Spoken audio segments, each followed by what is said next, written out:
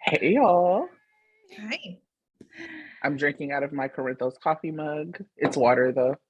Me too, but I have tea and it's still hot, so I'm gonna wait a little bit to drink it because I have a tendency to burn my tongue when I get too excited, and then it just ruins the taste of everything else for the rest of the day. So I know that life.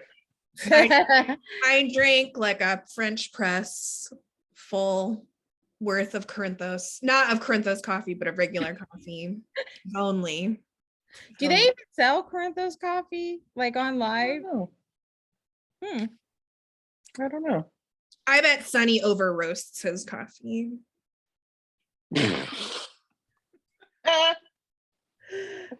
Just starting in with the Sunny slander because I'm ready. Anyway. Well, if he puts sugar in his marinara sauce, I have questions. You know, I was like, when Carly was like, it needs more sugar, I was like, really? Unless you are making Filipino spaghetti, then there's no need for sugar in your sauce. And we know Sunny's not making Filipino spaghetti. You put little hot dogs in there, it's pretty good. But tomatoes right, tomatoes have enough sweetness in it. But then, you know, Tracey, as you know, some Black people put sugar in their spaghetti, and it's just it's food terrorism, to be honest. Right. Like, it's gross. I was ranting during that episode. Tracey heard me. I was like, you put fat in to balance out acidity, not sugar. Thank you. And there was a whole show about it on Netflix. Actually, there was a show about it on Netflix. It was like salt, fat, acid, heat. Oh, it's a cookbook actually, and then they made it into. I check that out. It's very good, both the cookbook and the show. Okay, here we are. Aside from that, how was y'all week? I don't even remember the week, to be honest. Do I remember the week? It was a lot. Every week is a lot, I think. It's kind of crazy, but I did catch up on work, but TV stuff. I caught up on Cobra Kai, which is loved it. So I enjoyed that immensely. Oh, and then I rewatched Eternals and fell asleep on it again. But I learned a lot more from the rewatch than I did from when I watched it in the theater. So I really wanted to like it because, you know, I love Brian Tyree Henry, I'd marry him tomorrow. Love Brian Tyree Henry, but the mechanical kind of technology guy. Yes, aka Paperboy from Atlanta. He had some funny lines in there too. I enjoyed his lines. And it's like the most diverse of the superhero movies. Was like kind of the dud. Right. Yikes. That's right. And also, we lived through the tsunami advisory yesterday, so that was nice. I saw in the news. I kept thinking, sorry y'all, but I'm gonna be a little racist. I'm like, why are white people running to go and see the tsunami? That's not racist. I'm like, why? That's not racist. That was facts. I was like looking at pictures, like, why are y'all on the beach? Why are y'all taking pictures? Just like, why? Especially the people in Tiburon and some other places, they were just out there looking. I'm like, no. You coastal people are crazy for moving there in the first place, and then you're just gonna sit there and watch a tsunami. What if it like was really large, like in the disaster movies, and you got swept into the ocean? Then what? You ain't got nothing. You can't show people about it then on Twitter. So well, as long as you upload first, then you know that can be your legacy. What is a legacy? It's planting in the ground. It's planting seeds in a garden you'll never get to see because it's all washed away in the tsunami. You must have known I was going to talk about musical theater today. We'll get there, but yes, absolutely. My family who has no idea what's happening. I'm like, we're inland enough. I'm not concerned. Right. But also, I've already popped several gummies. Don't worry about it. I kept sending back the like gif of Titanic where like the old couple was like in bed, like about to get washed away. I was like, that's me. Don't worry about it. I'll be fine. I won't even realize it's happening if we get washed away. It's fine. Those Titanic gifts really come in handy nowadays. What's your favorite? My favorite is the quartet. While the ship is actively sinking, and the leader's like, it was a pleasure playing gentlemen. That's us. That's this podcast. I definitely sent it to my colleagues with that Supreme Court. Yeah, if there's a disaster, we should get on Zoom and watch our favorite GH scenes, and then Sandra, you can say that line. It was a pleasure discussing with you, ladies. And then I'll upload in time so that can be our legacy. Hopefully the internet doesn't go down. Kind of like Rogue One on Star Wars. But you know what? They'll get us with the copyright shit on YouTube. And we'll be trying to upload our last episode. And they'll be like, you got some copyrighted material in there. No. Right. Ugh, what a tragedy. Rough out here. Well, that was it. I have decided, because I was like, my God, these recaps are super long, and I bet you anybody who listens to us has already watched the show. So I will give some highlights, which are still kind of long, actually, and then we'll go right into favorite moments. How does that sound for y'all? Great. All right, let's do. Can I admit something though? Sometimes when I watch during the week and I don't like rewatch or anything, your recaps are helpful for me to remember stuff. But I do understand why you kind of want to shorten it a little bit, but sometimes they're super helpful to me because sometimes I'll be like, oh yeah, I forgot that did happen. We'll find a balance. But the last time it was like 8 minutes. I was like, what was I recapping?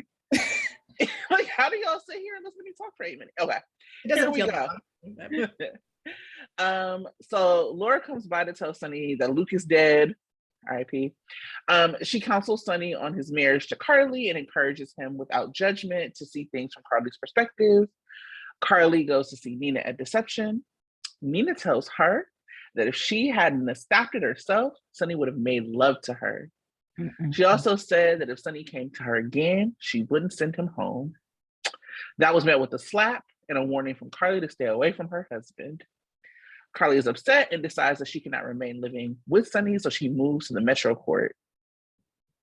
Drew Lavery is spreading his chemistry all over town for another week. This time in conversations with Sam and Carly and a confrontation with Victor. Felicia confronts Peter. Spencer and Esme get a visit from Great Uncle Victor at Laura's house, who tells Spencer he needs to make up with his family because they need to be united. Laura also calls a family meeting trying to get Spencer and Nicholas to reconnect before he goes to Spring Ridge. A creepy coffee with Esme makes Kevin restrict who can have access to Ryan. Alexis drops the charges against Tracey. Sam meets with Harmony and lets her know she'll be watching her. After a visit from Willow, Nina reaches out to Martin Gray and contemplates going to war with Michael over visitation with Wiley. Brooklyn and Chase decide to move in with each other to keep Weezy safe. Hat Daddy half admits to Curtis why he's been gone so long. Brad confesses to Britt that he poisoned Peter. Sonny runs out of refills for his meds. Michael is squarely on his mother's side, which consistency.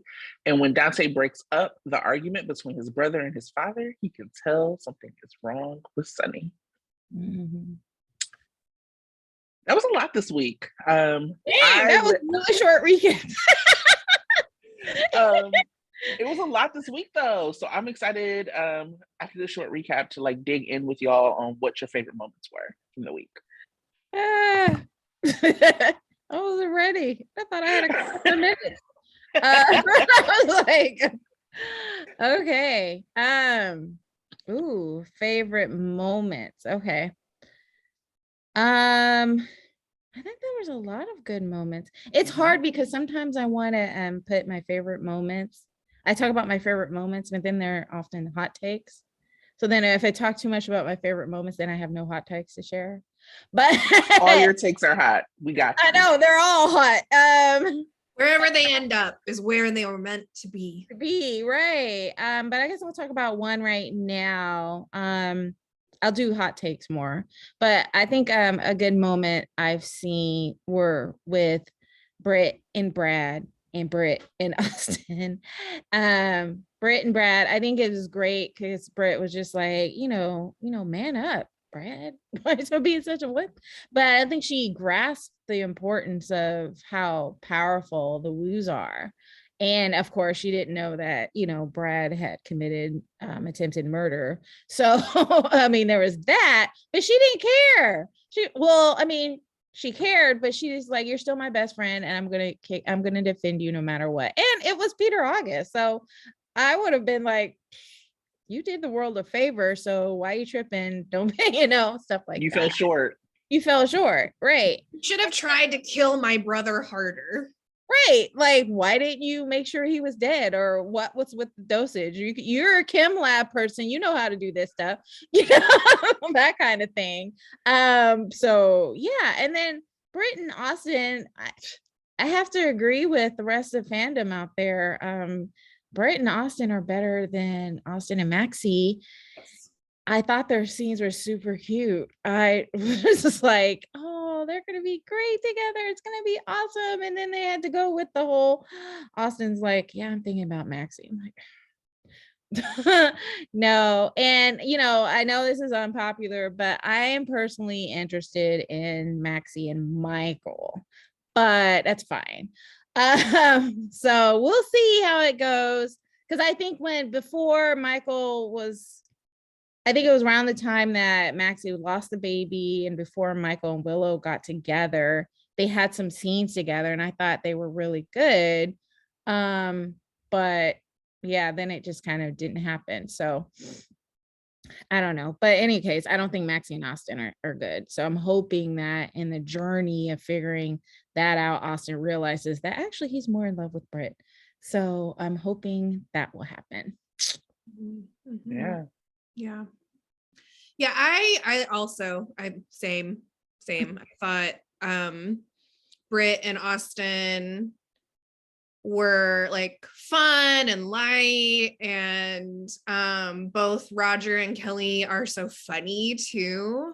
Mm-hmm. It was nice to see them, and not to say that Kristen Storms is also really funny, but it just the rapport between the two of them was so good. Yeah.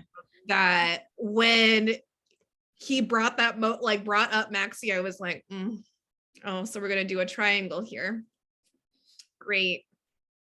I will say overall, I liked the week. I thought it was there are of course like stuff I didn't like, but I felt like it was pretty balanced in terms of storyline. It didn't feel like any one thing was overly dominating, and if there was stuff that I wasn't interested in or annoyed by, there were other things in every episode that I did enjoy and was able to focus on. So I thought it was overall a pretty good week. My favorite moment was the Victor and Laura showdown witnessed by Spencer and Esme. I mean, of course, we are left with another great addition to the Sipping Tea Gifts. Yes. By our fave Nicholas Chavez. And it was just wonderful to see these two greats showing down. Like we've seen them briefly in scenes together, but this was the first like scene where they were really like their tension was the focus. And it was so delightful the way, and I think Victor does this in all his scenes, but it's especially great with Jeannie, where he's like trying to pretend to be reformed. And there's just like very sickeningly sweet, like way, allegedly to borrow from his scene with Drew, and how it's just so over the top and ridiculous, and the way that Laura just does not. She's like, I'm not even gonna acknowledge this. This is truly ridiculous. But I loved all the little hints that were dropped about what's to come, right? Like we're gonna hear more about what is Victor's plan for atonement, And one of the things I like about Victor is that there's like always maybe like a little bit of truth to what he says. So I'm just like, okay, friend, what are you atoning for? And what is that actually going to look like? And his insistence that him and Laura will have to work together at some point, I really want to know what that scenario is, because it does feel like at some point Laura is going to have to put aside her differences with Victor momentarily. So I wonder, and I'm sure it's a scenario that he's going to concoct because Victor. And also just the focus on Spencer. And how, we knew this already, but he's going to be very much in the middle of their tug of war. So, Victor's like, maybe you don't want to work with me right now. And that's fine. For now, I'll focus on smaller things. Panda Spencer. And him reminding Spencer, Cassadines never welch on a debt. Plus his like dismissal of Esme, and we'll talk more about that later, I'm sure, but just that whole the layers happening in those scenes. And again, the thing that I asked for last week was the vets and the kids, and that's like really what stood out to me again this week. And I really love like those final lines when Victor's talking to Laura about Luke, who we know whatever he has planned has something to do with Luke and Laura's past. So he says, a tragic loss. I'm truly sorry. And Laura says, now I know you're lying, and slams the door in his face. It was just beautiful, wonderful. More of this every week, please. Yeah, that's so funny. I actually had almost the beginning of what you said, like verbatim about Victor and Laura. I was like, it was a master class. I was definitely Spencer in the back sipping tea. And like the years of animosity and history and contempt over like a semi-polite cup of tea really like takes it there. It was just, and it's, what I love is like something that only a certain set of actors could do. And that is one of those things. Like that scene worked because of those actors. And another thing for me, another case of not being able to separate like personal politics from the show is I really love the scenes between Sam and Harmony. I don't think that Sam and Christina have to like forgive Harmony. That's like not what I'm interested in. But it just felt very restorative. Like it was not like Harmony did not say, okay, well, fuck it, you didn't forgive me, whatever. It was like, no. I want to make amends. What do I need to do? And reminding us, because I think it was necessary to remind us that she was also brainwashed, and she was also like, she was a victim who turned around to victimize people. So I'm hoping that we see like some coming and going of Harmony going to counseling and things like that. Of course, I eventually want her to get a little messy, but I want her to be involved in messy scenarios and not be like a messy person. So I really love the scenes. I love Sam, obviously. Sam, if you come for Sam's family, she is not fucking with you, even if you are Sam's family. Right. Like when Julian came for her mama, Julian was dead to her. Okay. She ain't never shed a tear for Julian's death because you came for her mama. Right. And so I definitely highly relate to that. And Sam, I was just glad to see her be able to like be out and about doing her thing. And the Harmony scene really, I think, was the thing for me. I loved it. I loved it. And I loved that both that Sam was like, I'm not gonna just forget, and also Sam not forgetting that Harmony helped her. Mm-hmm. And that Harmony did turn on Shiloh, and that doesn't also just mean that she's automatically forgiven either. I liked that balance, and it felt like the most generous Sam could be and still be like in character. Right. I agree. Samantha, my fave. Sweet Sam. Tonya, tell us, who's your standout performer of the week? Well, I had some good runners up, and I'll talk about those first. I Actually, even though I have some thoughts on the situation, I actually really loved the scenes with Michael, Dante, and Sunny. I thought they were really powerful and standout performances. Michael, again, really kind of just expressing his feelings on the matter to Sunny and not being afraid to say, you hurt me and you hurt my mom. I don't understand what you're doing. And, kind of yelling. It was like, it actually really reminded me a lot of the dynamic between Michael, Sunny, and Morgan. How they would have some really emotional scenes between them. And so that kind of that brought out some good acting from my Chad Duell, and I thought it did the same this week. And then add to the whole dynamic Dante, which is new because I think Michael and Dante have kind of really gotten along so far, and then to have Dante come in and kind of be not so far. I think it was actually they've been getting along lately ever since the whole Dante making Michael turn himself in thing. But I think but lately they've been getting along better. But this dynamic of Dante being protective of his father against Michael is interesting. And so I thought it was really powerful. And then having Sunny kind of slowly but surely spiral because he's not taking his medication, and Dante being the one to pick up on it was really nice. It was really subtle, but at the same time, they were like, ooh, wait a minute. He's acting a little, so I thought that was great. It was a great scene and I enjoyed it. There was also some other great scenes. I think Carly and Nina scenes were okay, but again, I didn't get the payoff that I wanted. I felt like Michael did more the payoff than Carly is doing.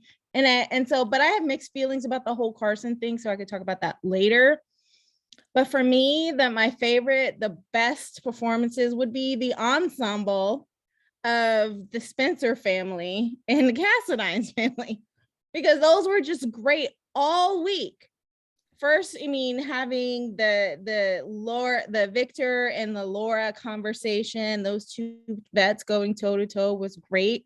The tennis match between Victor and Laura and the teen actors watching it, talk about not leaving anything on the table. They were just like, they're responding, they're giving looks. It was awesome. And then having Victor and Laura have this conversation at the same time was amazing.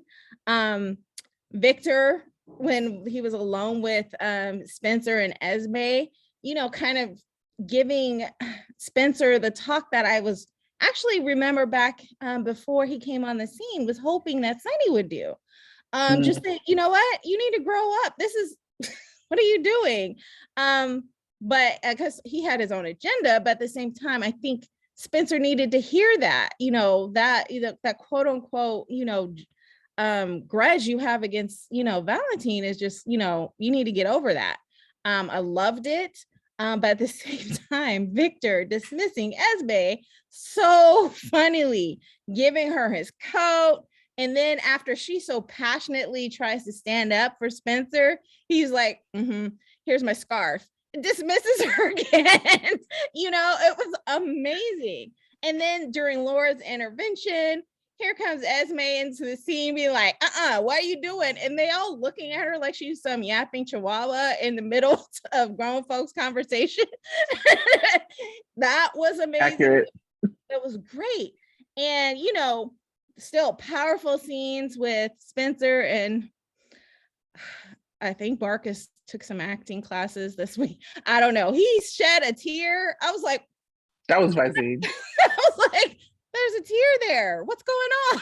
That's some product placement for some feeling solution. Right. Just, what was that? But it was great. It was a really powerful scene. It was a great first step. I love how Laura was like, okay, back next week because this ain't over. Love that. And Kevin and Esme, again, what I've been asking for, having more scenes with Kevin and Esme, and Kevin not buying the shit that Esme's trying to pull. And so love the scenes between John Lindstrom and Avery Pohl. All of that, the whole ensemble of those families working, together was amazing. The only thing I could have asked for more would have been Valentina in the mix, but he had his own thing going on, but that would have been hilarious. So yeah, kudos to all those actors, because those were my favorite performances of all week. Yeah, I mean, I agree. I mean, except for Marcus, I just would never. But mostly because I think, in the words of acting coaches everywhere, acting is reacting. And I didn't understand what he was reacting with the tears. Like, he just like was a weird placement of it. Like, I need you to be in the moment as opposed to being like, okay, I gotta cry, but anyway, that's just my Marcus shade. I think Avery Pohl was just like on point. I was so creeped out by her as Esme. And she is one of those actresses, like you said, who just does not leave anything on the table. You can track a scene. I think that Avery, Nicolas Chavez, and Sydney Michaela like all have this thing where you can track a scene with their face. You actually have to go back to watch the scenes that they're in to like fully understand what's happening, because they do not like miss a moment. And I'm really impressed by that. I know that Avery and Nicholas have like, I think, the same acting coach. And you can tell like the makeup that she does, like the eye makeup, the dramatic looks, the like, all of it is just there. And so to have her with Kevin to be like, all right, what the fuck is going on? And have him pretend like he forgot she was interning at Spring Ridge. Like, oh yeah, you are there, aren't you? It was just, I love Kevin. I love them together. I'm looking forward to seeing if we get like scenes of Esme and Ryan to see like what like the difference and track that difference. But Avery, for me, is like constantly a standout because she is really showing up in a role, again, that could be really difficult. Like, she's in the middle of our couple, like, she's in the middle of our ship. And sometimes villains work out and sometimes they don't. And so she has really been like bringing it to the table. Yeah, that actually brings me to what I want to see more of, which is Esme and her unraveling. I mean, just 100 to everything you said about Avery Pohl, Tracey. I think that we often use love to hate as like a interchangeable descriptor for like villains we enjoy. But I actually feel like an example of this is like, I don't actually love to hate Cyrus. I just love him, right? Like, I don't love to hate Victor, for example. I just love him. There's no hate there at all. Even when they're like messing with my faves. Esme, I genuinely love to hate. Like, love the performances, love that she's stirring up drama for the kids and beyond. And when I'm watching Esme, I hate her. I hate her. Like, she is in the middle of my couple. She is being mean to Trina. I hate her. Like, when she's on screen, I'm like, bitch, what are you doing? Right? And like, when she's being disrespectful to Laura, I'm like, how dare you? But I love it. I'm like smiling the whole time that I'm calling her a bitch. Because she really does, I think, strike that balance where she knows, right? Like, Avery knows she's there to be an obstacle to our couple. And I like the way that her and Nicholas work with that. Like, Nicholas and Avery, I don't know. I don't believe that they have this kind of anti-chemistry that Spencer and Esme have. Like, I obviously don't think they have the kind of chemistry that like Sydney and Nicholas has, because not a lot of people do. But like, you can see that they make choices to make their couple so icky. Like, they're neither of them being particularly into their relationship. Like, Esme, in this week, Esme's like, we're alone. Spencer's like, and, When I was a teenager and there was, an opening to have sex, I tried to find, like I didn't need to be prompted. But Esme is like not really into it either. Like she's just kind of like, and he's thinking about Trina. Shit, better try to have sex with him. And like you can tell she's not into it because we know what Esme into it looks like. It looks like intrigued. Mhm. Like she was with Cam. Like when she's with Cam, when she's with Cam, she's like, oh, he's interesting, Love exactly. Your boyfriend seems nice. Yes. And the way that she plays her like jealousy is also so funny. Well, what did Trina have for dinner? Oh, I was dying. And then Spencer not taking the bait. He's like, I don't know. He said, why wouldn't I tell you? I was like, okay, Spencer. That's some interesting deflection. Well, why wouldn't you? And he could barely stop smiling to refute it because he was talking about Trina. Like everything about their relationship is constructed to also like make you love Trina and Sprina even more. So there's of course always more that they could do to lift up Sprina and Trina. And that's like a whole other conversation, but I just love watching Esme unravel. I loved her, trying to challenge Kevin. Don't try to therapy me. I know psychology. All right. He's like, oh, nope. And he's like, oh yeah, your cute little internship. And she's like, yeah, I read all your books. Did you? Well, bitch, I'm still Kevin Collins. I'm restricting your access. Right. My psychotic brother. Enjoy. Like, don't compare Ryan to Spencer. Like, and don't compare your internship to me being a doctor. She's a mess. I love how messy she is. I love watching her unravel. I even love when she wins a bit because I know that she's gonna lose even harder down the line. So hats off to Avery Pohl. It is actually hard to be a character that people love to hate.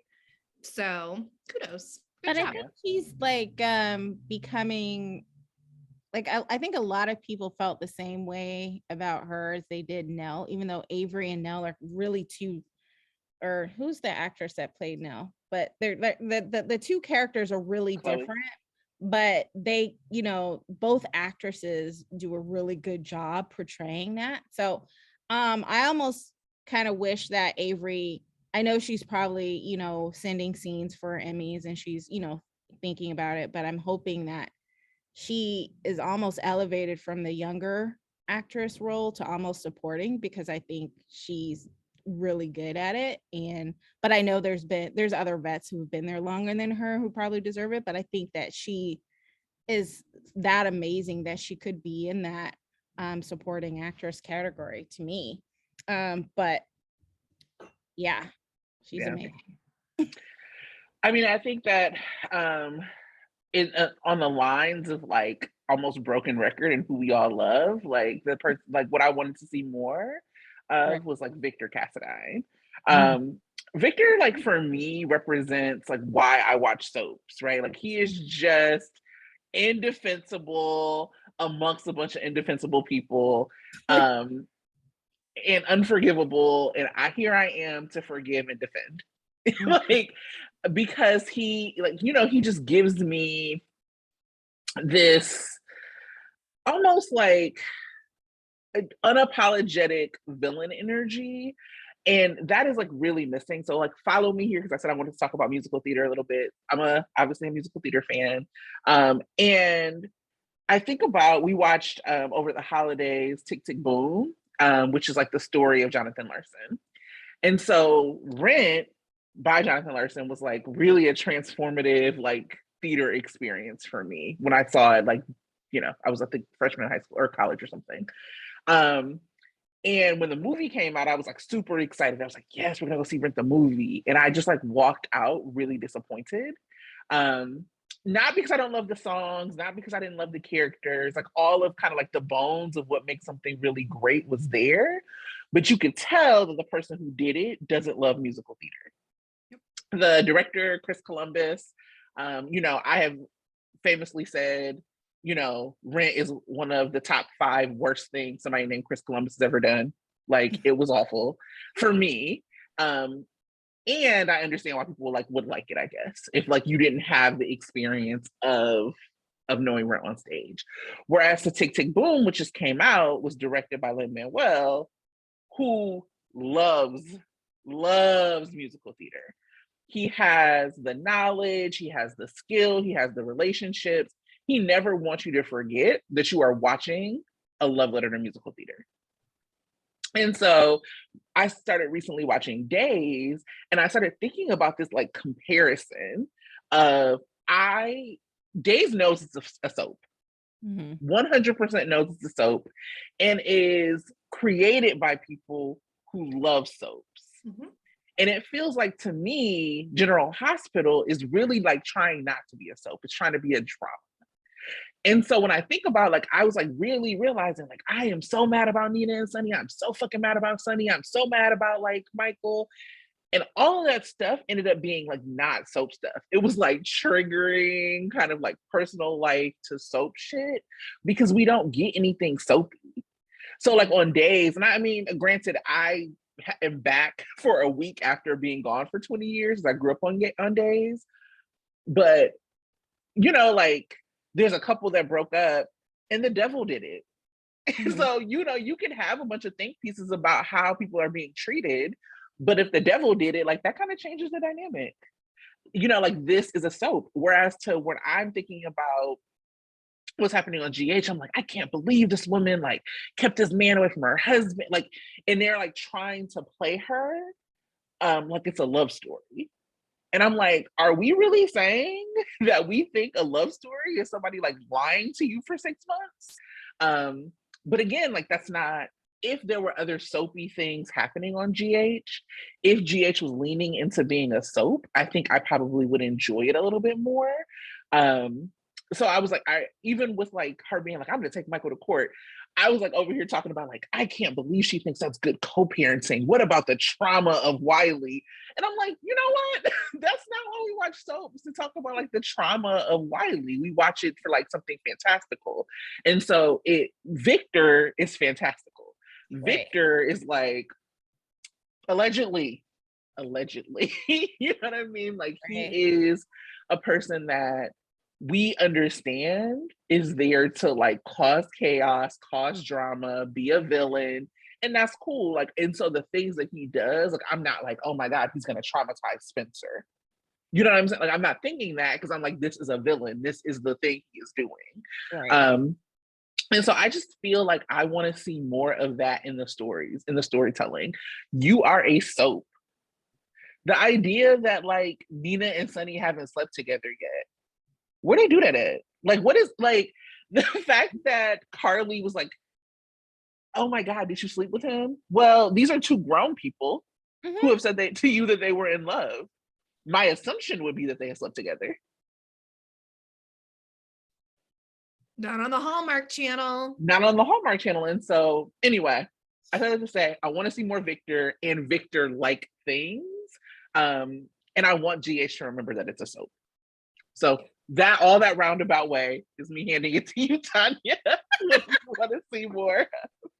I do. I love seeing Victor on the scene, and I do hope they, I hope Charles Shaughnessy has a long-term contract rather than just a temporary one, because he is great and he's, awesome.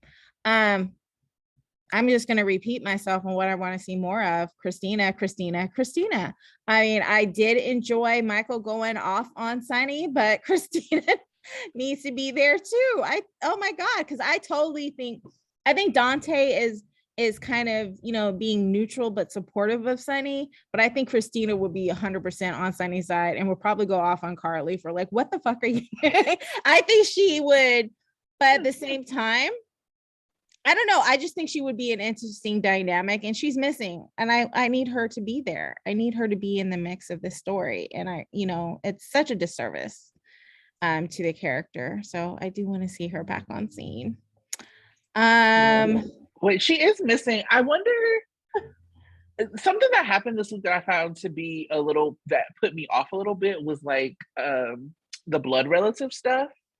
So like I felt like Nina kind of was like, Wiley is my blood, like, my blood to He Willow. hasn't really, she still hasn't really verified that. Well, that, but also like this idea that like adopted family is not like your family. And so like even in the scenario with Dante and Michael, when he was like, my dad, I'm like, that's y'all dad.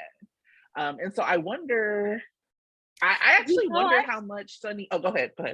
I've actually seen that even within blood families. Like I've seen siblings say, I talked to my mom today, even though they're both their parents. It's kind of weird to me, but I've seen people do that. Even they're talking about their parents with their other sibling. They call them my mom, my dad, which is really strange.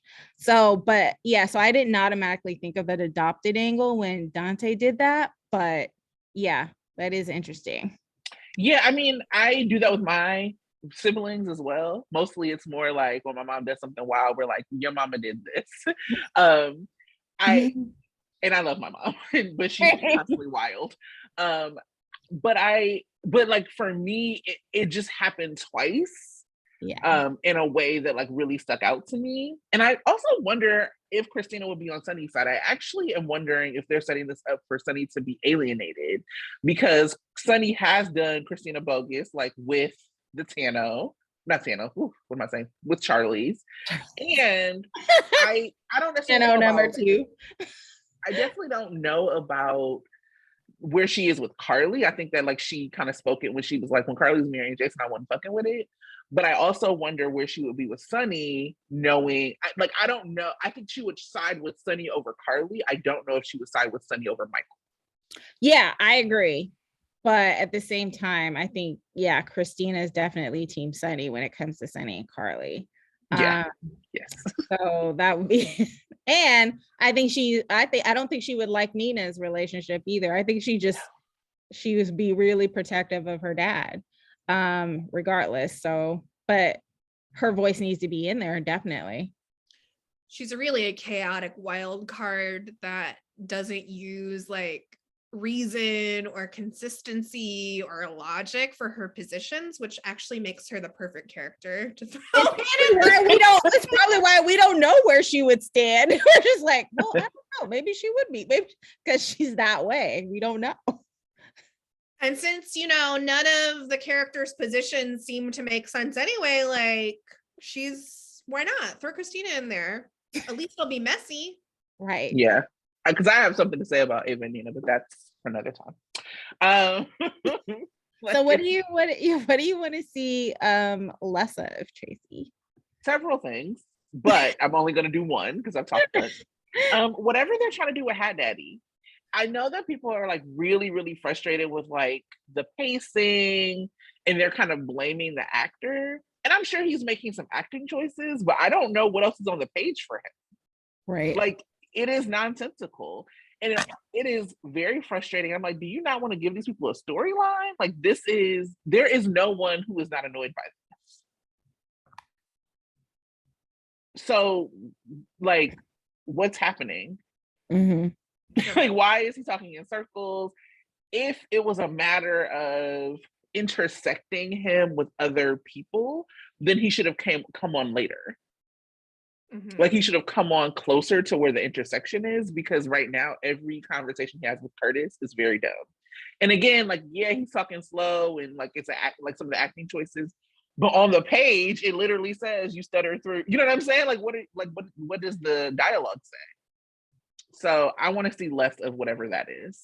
Oh, it's so yeah, and I feel like even the little bit of explanation he gave wasn't enough. I was just like, right. Like, dude, are you like, I have to blame on the writers, because they're choosing to have him not say anything, and it's annoying. And it's almost like you're being really unfair to this guy who could be a great actor, but you're not giving him anything. Right. How will we know? Right.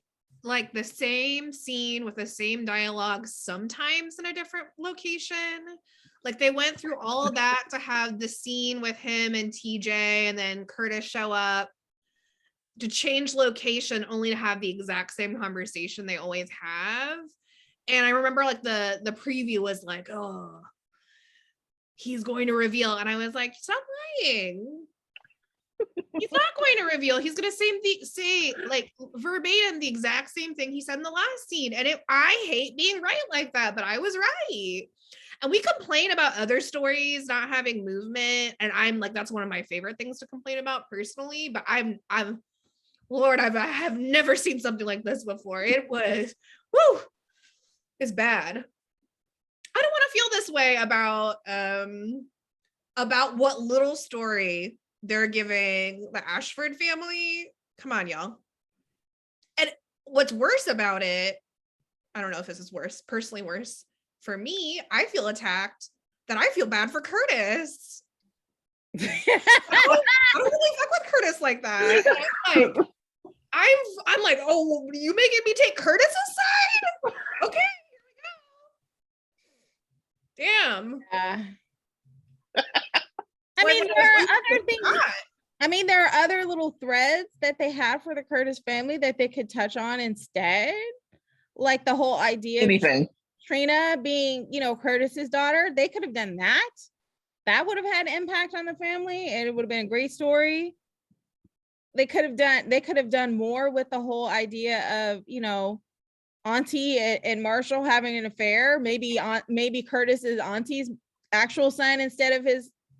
There's so many ways they could have gone with this, and focusing on him just not telling where he's been is horrible. And no. Yeah, they don't even have to reveal necessarily like new information about any of the storylines that you just listed, but they could start building the ramp for those things. Yeah. And instead of just like repeating this, poor Hat Daddy. Yeah. We want you to do more than scat. We want you to do more than scat. But that's all you're doing right now. And I'm sorry. I'm sorry to Robert Gossard. I'm gonna look up his name. But sorry to that man. I don't mean to sound ridiculous, but I don't know who that man is. We don't know who his character is, or you could be walking down the street, I wouldn't know a thing.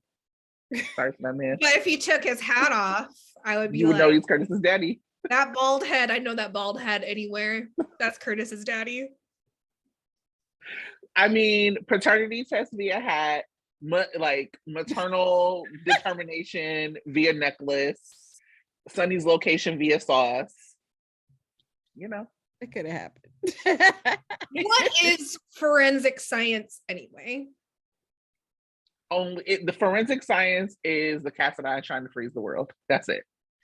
Tonya, what do you want to see less of? I totally agree with what you want to see less of.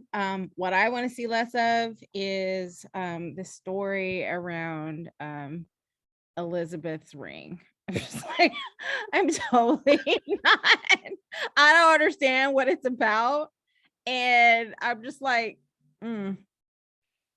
I mean, I actually would have preferred them to follow up on the whole "where's your dad, who's your dad" type thing. Like, that's what I want to see. I was really curious about that. And I wish they would give Elizabeth more of a storyline than this, relationship with Finn and whether or not people like it or not. Because I'm not invested in the relationship. So I'm not invested in the fact that you found a ring and trying to make a mystery about it. I'm thinking you actually put it in your pocket and you don't think you did. But blaming it on the sons? No.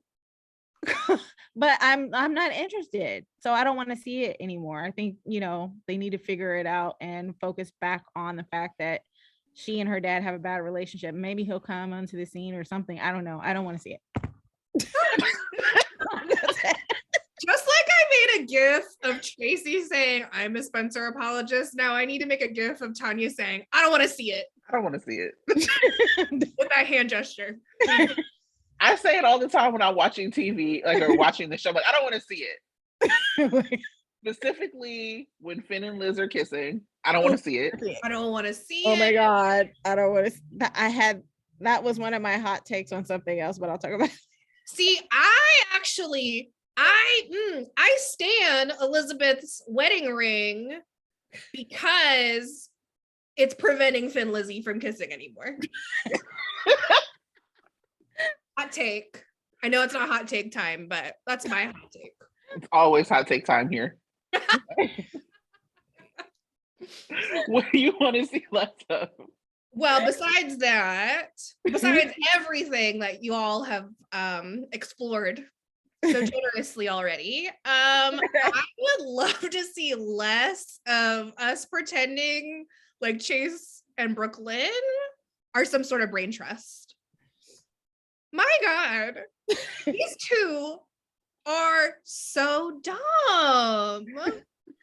And like, I just wish they would make their relationships shtick that these are two beautiful dummies, like two attractive, dumb people who are just here to like do goofy things. Like, like mess up this plan at every stage along the way and then be like, whoop, how'd this happen? Oh, you're so smart. And have everyone around them be like, woo, it's a good thing they're cute. Like that's the only energy I could ever give to this relationship. So like whatever, I thought it would have been a great moment whenever Brooklyn was like, has anyone ever told you a genius? And Chase said, no, to like play into the comedy of that more. Actually, no, not really. And have both of them be like, you know, like I think they actually dropped that beat. Right. And they should have like that should have been like the beat of the scene in my opinion. So I actually think they're as I've been hating on them, and now the Chalin shippers will never see that I've said this because they've blocked me all, but I actually thought their chemistry was much better this week. Like it's not as I like to say, it's not of my taste, but it was better. But then it really veered with this plan. Like I am rooting for Victor to kidnap Weezy. I'm rooting for this villain to kidnap this baby so we can just get on with our lives. And I know I'm not the only one. Like this plan is so bad. I really need for like the day that they move in together for Victor to walk out of their apartment wearing Weezy and a baby Bjorn. That's the only way. Like a side by side of him and Valentine, like who wore it better? That would be very hard. Ooh, Lord. But anyway, that's the only direction I accept for this storyline to go into. Now, yeah, and I agree. Now that I think about it, all of the ideas that Brooklyn had when it comes to Bailey have been stupid. Like hiring an actor to like what was all that? That was a stupid idea, and they got caught really fast. And you know, every little step that she's made, and I don't know why Maxie's coming to Brooklyn like, what do we do? I mean, basically Maxie is clearly the brain behind this shenanigans. And I don't know, but even that, even if it is a bad idea, she still has better ideas than Brooklyn. And so it's really crazy.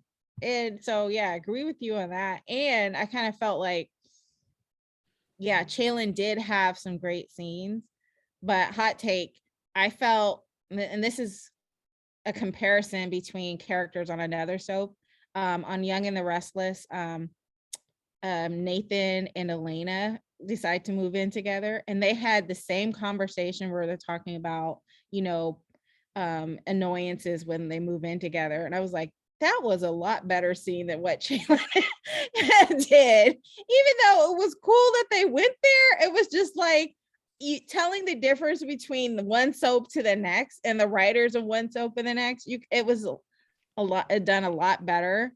So that's all I could think about. It was like, oh, Nathan and Elena did this better. And That's pretty sad, even though I thought it was cute. So I think that, I mean, aside from the Young and the Restless, I don't know anything about them, but I feel like the better that y'all are putting out, aside from that, is just very generous. You're like, I am very generous. Chillin was better this week. I'm like, yeah, when you go from like -20 to 0, I guess it is better. Like, or that Maxie is like the brain trust. Sure.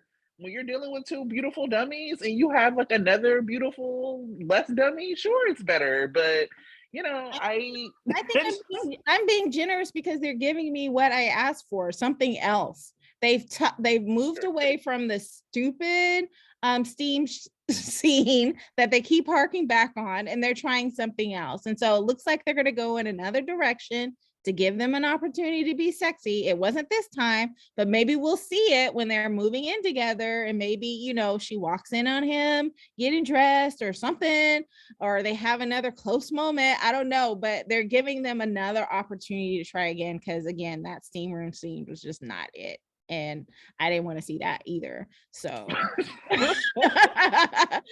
I'm glad that they seem to be listening.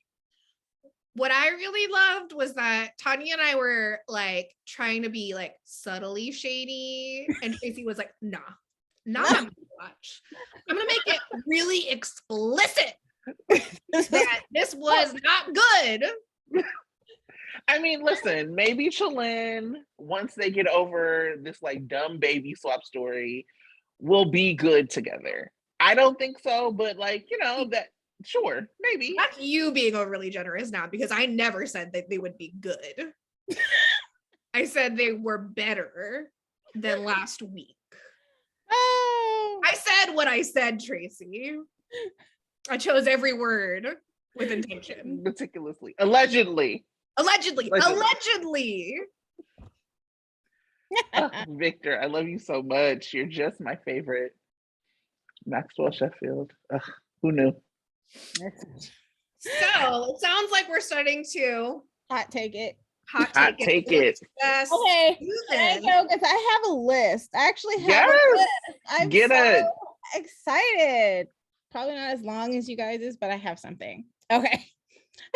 So, and this is not in show order. These are just my thoughts. I definitely feel that I know that you love Carly. I love Carly too, but I feel like she lost the showdown between Nina and her.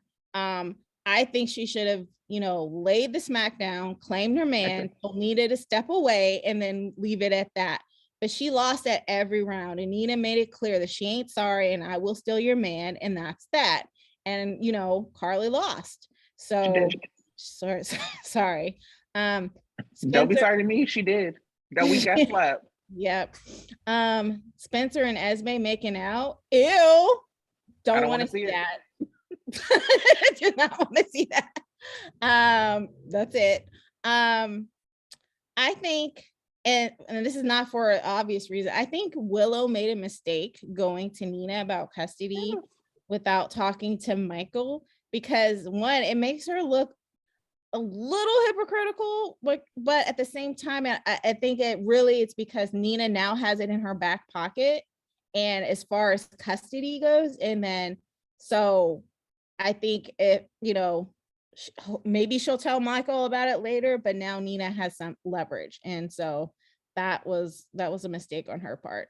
And I was like super upset that she started off with an apology to Nina. I was like, why are you apologizing to Nina? But I don't know, maybe it was her strategy to say, okay, if I apologize to Nina, then maybe she'll think my idea is a good idea, but no. Cute that Willow has strategies. Yeah, she's trying to do something. Trying to strategize. Right. In the words of Jay-Z, to try and to fail. The two things I hate. I don't think Marshall is a cog in the mob machine. I think he's part of administration. I think he is some kind of enforcer of some kind, or the boss, but he's somebody's dangerous. And so I think that's what I'm thinking. That's a red flag to me. But at the same time, he triggered me again with him telling Curtis that he's tired of Curtis's attitude. I'm thinking, again, I was triggered as a child of being abandoned by a dad. Like, how dare you tell him that you're tired of his attitude? You have no right to be lecturing your adult child who you abandoned about their attitude, especially when he is reasonably asking you where you've been. And it triggered me because, again, my dad did that to me. I'm sorry, but he, made me feel guilty about what he did. And so that's why I was like, again, Marshall having that attitude with Curtis, I'm like, you need to hear whatever anger Curtis has for you, and you need to sit there and take it. Don't be lecturing him about his attitude. Like, I'm really tired of how you, sorry. No, keep it going. You're absolutely right. It was also just like big Sunny Corinthos vibes too. It was like, why are you? I lied to you, and now you want to talk about it? Why? I already talked about Brooklyn's scene. I actually have mixed feelings about Carson. I think they're kind of both a little bit in the wrong, because I think, like I said, when she lost the argument with Nina, she should have went in and claimed her man and let it be at that. And I think she's not doing that. So I kind of feel like she actually doesn't kind of want to be in the relationship anymore, because I think she is kind of pushing him away. I mean, yes, you have every right to be upset that he lied to you, and you have every right to be upset that he's having an emotional affair. But I also think, like I said last week, I think she's still having an emotional affair. And so I kind of feel like they both need to take a step back. If we want the relationship to work, I think they both need to take a step back and refall for each other. But that wouldn't be entertaining. So that's why that's not happening. But whatever. So I'm just like, okay, maybe they should break up and explore something else, because this going back and forth is, I don't know. I do not have mixed feelings about Carson. I just think they should break up always. But that's just my stance with them. So that's evergreen. I do think that Carly is saying, like, that's actually exactly what Carly is asking for, is to take a step back. And Sunny is not honoring that at all. Yeah, but I don't think moving out of the house, like, if she wants to keep the relationship, I don't think moving out of the house is a good idea. I don't know. I think if you can't have a civil, also productive two-way conversation, and you have kids in the house, I think moving out is actually very healthy. I also think this is like a rich person thing, right? Because if we were talking about like working class people, what we'll be talking about is like he's sleeping in his office or he's sleeping on the couch, as opposed to like, actually I have a full hotel and other like condos at my disposal. Why don't we take a time out? So I think that, but I just can't think Carly's wrong in the situation. Like I do think she lost the fight with Nina. Truly, I was like, damn, she got you. But which I wrote down. Wait, what did I write this? Okay, I have to find this. But I think she lost the fight with Nina. But I think the emotional affair of it all, like, sure, but Sunny and Carly has always had an emotional affair with Jason. Like, that is like, that toxic codependent trio has always been what it is. But she didn't lie. I think the lying and she was honest, but I don't think it's a good thing to have in a marriage, to have an emotional no. I mean, their marriage is not good. Yeah, their marriage. But marriage, like, it just isn't. Yeah. Right. Anyway, go ahead. Sorry. No. Good. Britt was hilarious. That joke one time in band camp, I was laughing, and I was like, that means that I'm hella old, that I know what that joke means. And then I was thinking, yeah, that dude wouldn't make a good match for me either, because he didn't get the joke. But I thought those scenes with Brett going around dating was funny. Tracey cracked me up with the Kentucky Fried Lawyer and ponytail gangster line. Loved it. I was like, because I had almost yes, Martin has his Southern accent, but I don't think of him as Southern for some reason until she said Kentucky Fried lawyer. And I was like, that's hilarious. So, and as I tweeted out, I cannot wait for Austin and Valentine to get revenge on BLQ, because what she did was just plain cruel, what she said in Valentine's vicinity. I mean, she's basically twisting the knife for no damn reason. No reason whatsoever. So she deserves what is coming. And I can't wait for him to do it. I wrote Marco Nick shedding a tear. Interesting. And then I wrote, I was actually really surprised that Victor did not pick up that Bailey is Maxie's baby when he was talking with Austin. But at the same time, I'm intrigued at the direction of what he's trying to do, use Maxie to be the one to exert revenge. So I think he's going to pick up on it eventually. And I think it'll be funny, like you said, if he kidnaps Bailey. But I was surprised. And obviously, my thought was, oh, he's not as quick as Tracey is. He did not pick up on that. He was so close. He was so close. And Tracey knew that BLQ was never pregnant, which is like how she sees it. Yeah. That's true. Okay, I'll give him. Like, Victor's really about to figure this all out now, please. And then I was like, somebody. Not quite, but close. Yeah, not quite, but close. But yeah, that's it for my hot take. I had a list. They were steaming takes. But yeah. Loved it. Thank you. What do you guys? Let's see where to begin. I really let's talk about the Valentina and Nina scene. Oh yeah. I was ready. Give it to me. I saw that spoiler weeks ago and I was like, oh, Nina's summoning Valentine, is she? That should be interesting. Not because I am not secure in Vanna's relationship, or I think Anna needs to be defended in any way, because she is so above being threatened by Nina, because we also know that Valentine was obsessed with Anna, like their entire relationship / his entire life, you know, the decades leading up to their relationship. So I was never threatened, but I will be Anna's crazy friend. Yeah. It's like, you know what? My friend's too classy to write up on you, but I'm not. Watching you. And that was my stance going to the scene, just like, And I'm watching you too, Valentine. But I was so pleased with the scene because he was just so, my favorite line was, who's Mike? Mike? And like Valentine's kind of like almost like backing away that was happening. I'm just like, so you had feelings for each other, and like Nina also not answering him directly, which I thought was super manipulative, but whatever, it's Nina. And him finally being like, you know what? The less I know about your life, the better. You know, like good luck to all involved. I am not involved, because this is not like, I love some mess, but what's in this for me? Right. Bye-bye.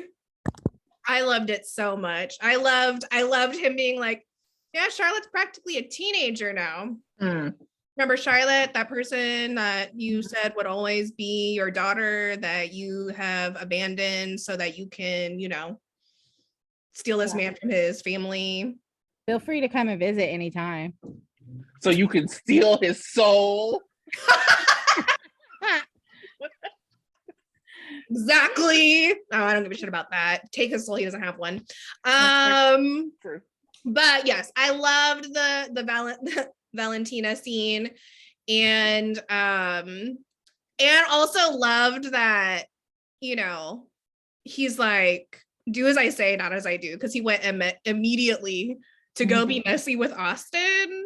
And I loved it because, you know what, I am a Valentine apologist, because I also loved Victor telling Spencer like, you're exaggerating.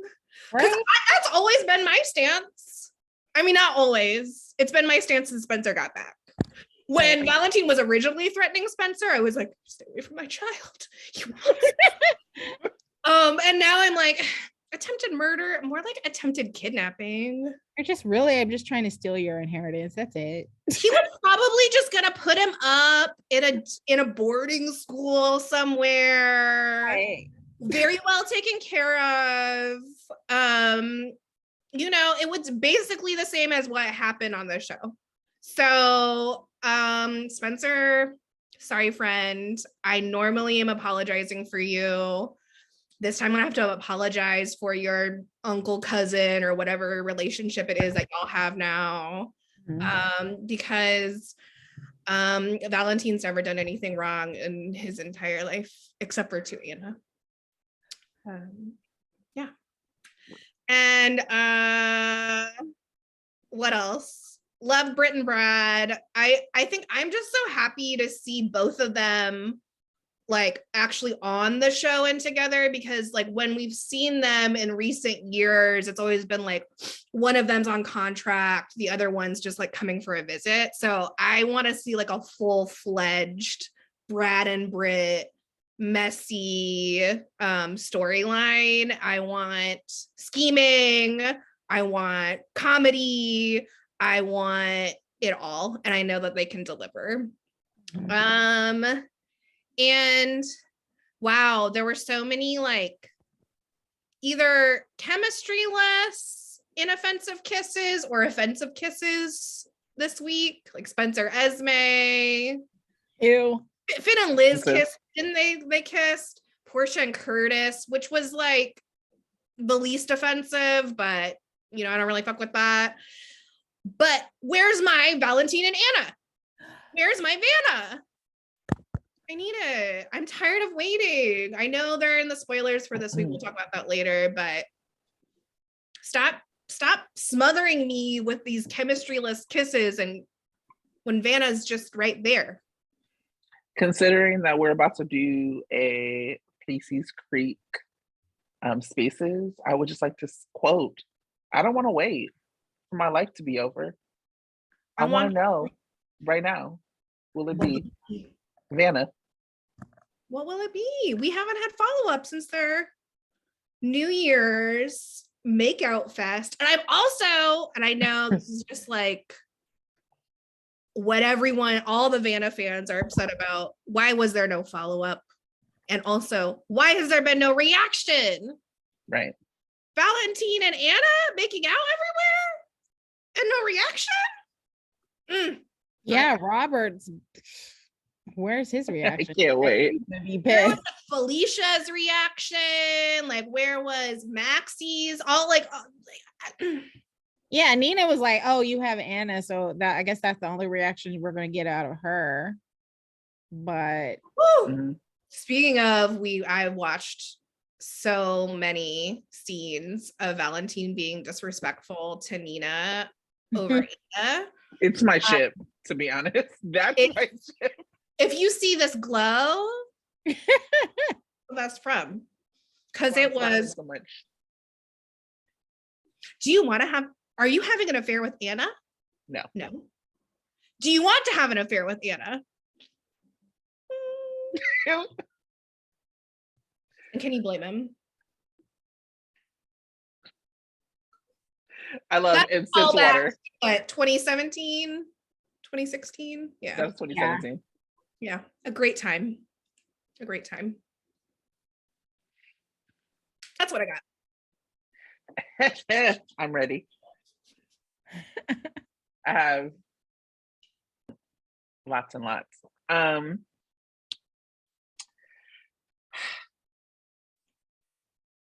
do I even start? Oh, the Luke grief tour continues. In the words of Tonya, I don't want to see it. Like, that's what I actually have written. I don't want to see it. I don't want to see it. Esme hiding pills, Sonny not taking him. What is going on? Oh God, I hope it has nothing to do with that. But like, I was just like, I was just making connections. I was like that gif of the dude with all of like the lines and shit. I was like, and so Esme took Sonny's pill, and then she swung over and took Elizabeth's ring, and then she it was all over the place. with what possibly could have happened in that story. And I'm sure that whatever I came up with is better than whatever it's going to be. So that's one. What did Trina have for dinner? You heard me. Like the fact that she like asked that shit twice. What did Trina eat? Okay. Did she have appetizers? Desserts? What was it? Like it was amazing. Course by course. What did Trina eat? I want to know her order. I know you know it. I also do want to know what did Trina eat? Because what I appreciated about that is that Ava was like surf and turf. Yeah, everything. Appetizers, whatever. Yeah. Both Carly and Nina are pathetic in this moment, but Nina is definitely more pathetic. Your amnesiac husband almost had sex with me, but but when he didn't remember you, when I was lying to him about his identity, but I stopped it. Not a flex. Not a flex. I can't believe we all think this is a flex. Like, what the fuck is going on? Like, this is not in the moment of like the showdown. Absolutely, Nina got the best of her. Right. The slap when she looked back, like slap wasn't shit, was like my favorite. You know what I mean? Like I was like, damn, Nina, you really did catch her. Because like when somebody put their whole back into something and then you like that didn't even hurt. Yeah, I didn't. But also Nina with the dramatics of like icing it afterwards. Right. It's like, oh my God, I'm gonna have a bruise. There's nothing there, lady. Nothing. I need to know what Ava is up to, especially with this like storyline with Nina. So I've really been thinking about it. Mostly because I'm like, I understand Ava being anti-Carson, because same. And I have a hard time believing that she would be on Sunny's side of it, considering, Sunny tried to kill her. Mm-hmm. So it's like Sunny tried to kill you and he put your child in danger versus like, you don't like Carly's attitude feels like not Ava's style. And so what I'm really hoping, not that it's not her style, but that she would ever like fuck with either of them, or that she would want Sunny to have a happy ending with Nina. Mm-hmm. So what I'm really hoping is that what she's trying to do is like play everyone involved, mm-hmm. and like use this as leverage to get Avery back, period. Mm-hmm. Because they're never going to be friends, and I actually don't want them to ever be friends, but Carly and Ava kind of bonded over like their love of and protection of Avery. So It feels really interesting to me that Ava would like side with like Sunny's happiness. That's all I'm saying. So what I hope is that she is like being messy, like trying to like sow discourse so that she can just get Avery back. Mm-hmm. Because the Nina Ava friendship has never really made sense to me. Mm-hmm. And it also was like Nina is clearly like losing her mind. I mean, I know other people don't think that, whatever. Right. Nina's clearly losing her mind in this whole scenario with like, do you think I can be with Sunny? Well, he loves me. Oh, this is crazy. Like, it's just like a lot of back and forth and wild shit. And so Nina was losing her mind when she like literally cut Avery out of Ava. Mm-hmm. So if somebody who I forgave and became friends with, because my justification is they weren't in their right mind when they took my baby, starts acting like they are not in their right mind again, I'm gonna have some concerns. So we'll see. I mean, chaos is a ladder. True. True. That I think is Ava's primary strategy. It's like, let me seed as much chaos as possible. Mm-hmm. And I agree with you. I don't think that she would choose Sunny's happiness. In fact, I think she would love to choose anything that would make Sunny unhappy. But Sunny can be manipulated by Nina, obviously. Carly's not going to be able to be manipulated to support Ava. That's true. Good. Look at you.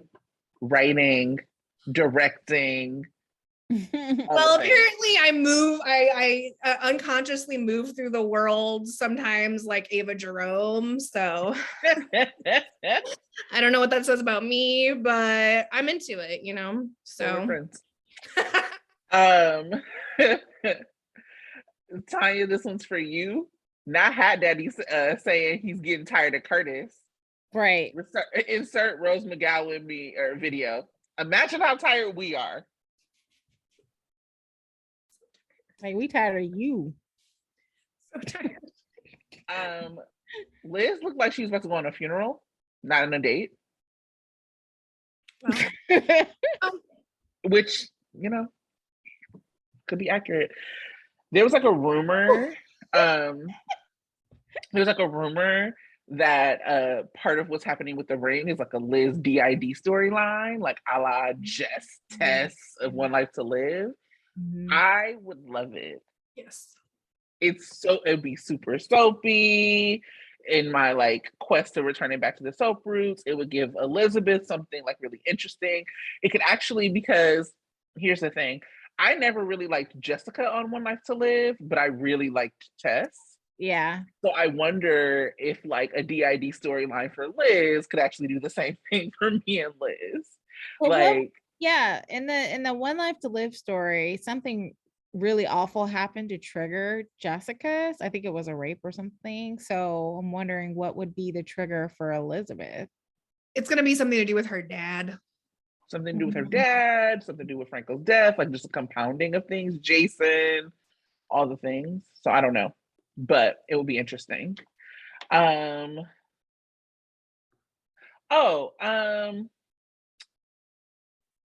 Like going back to like the confrontation between Carly and Nina, the whole like you drove Sonny to this, I would take your man if I could.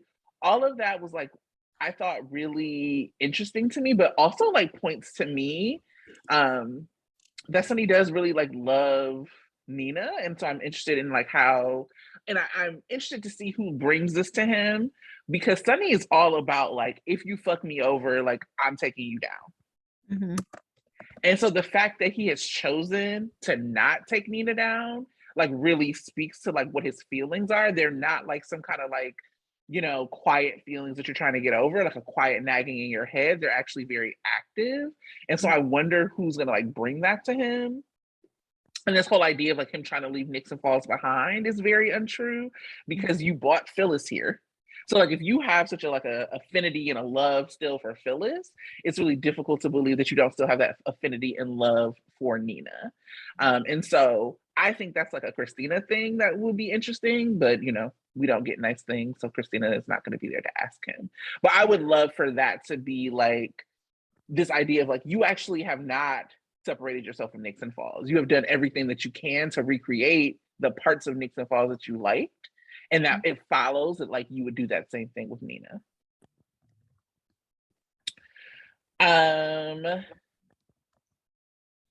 What did I say? Oh, the button-down shirt budget on this show is really killing me.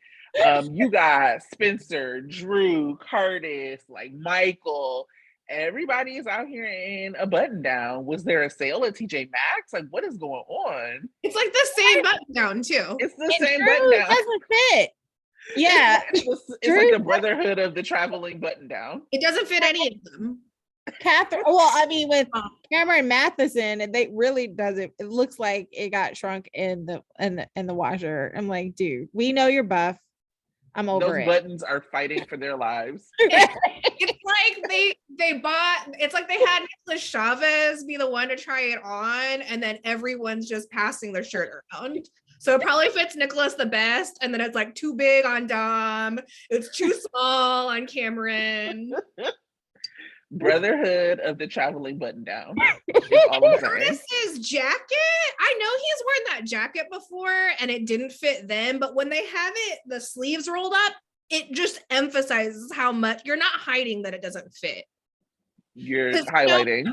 Here's a tailoring lesson. Your jacket sleeve should be here, not here. Well, I shouldn't be having to tell you this, GH costume department, but for it's anyone listening to audio, you know, It's- maybe we'll post like yeah, the right fit of a audio jacket. folks, it should be slightly like outside the edge of your shoulder, not 3 inches in from your shoulder. I want to be accessible here. I'm over medium wardrobe. I think it needs to.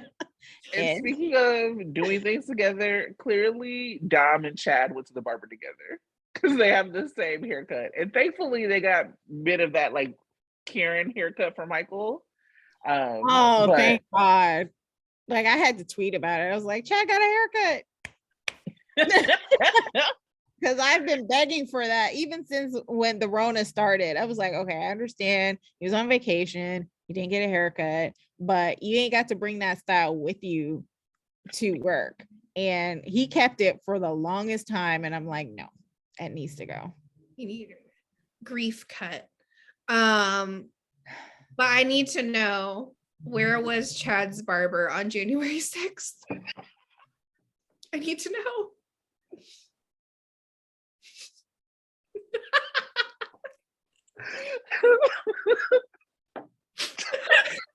I can't, I'm not even laughing at my own joke. I'm like laughing at Tanya's face.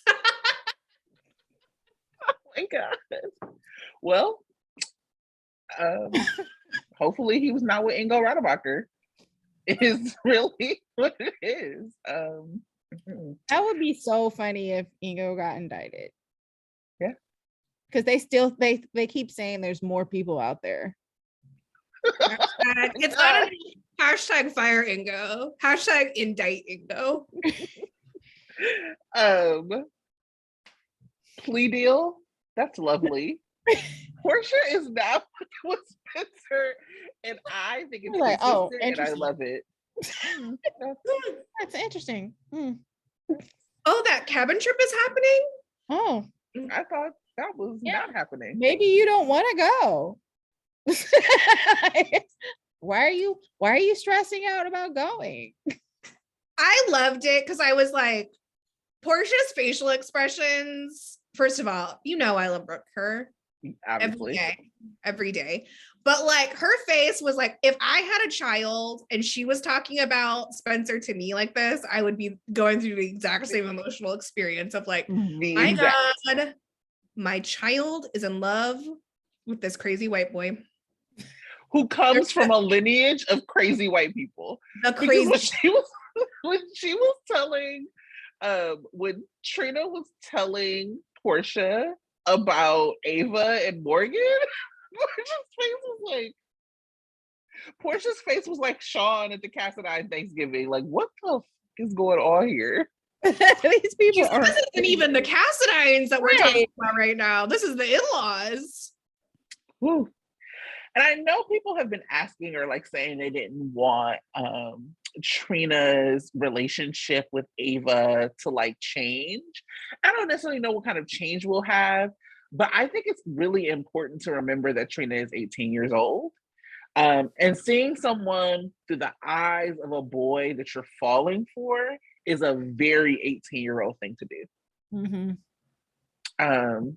And I think that there's like this pressure for Trina to be like perfect and like this like shining example. And what we know is that shit is boring. Like I want Trina to be messy. I want Trina to be involved in mess. I think Sandra was talking about that messy ass plan they had to like expose Spencer and Esme. Like this is what we want. And I understand wanting to make sure that Trina doesn't fall into stereotypes. I feel very protective of like both Trina and Sydney. And I don't want it to come from a place of like, because if she does do these things, then like she won't be acceptable to a white audience. Because like only accepting a Black girl because she's perfect means that she is not acceptable to a white audience. And that shouldn't be the goal.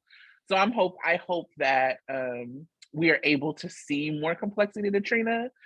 From Trina's point of view, I loved hearing her talk about her insecurities. I hate that the insecurities exist.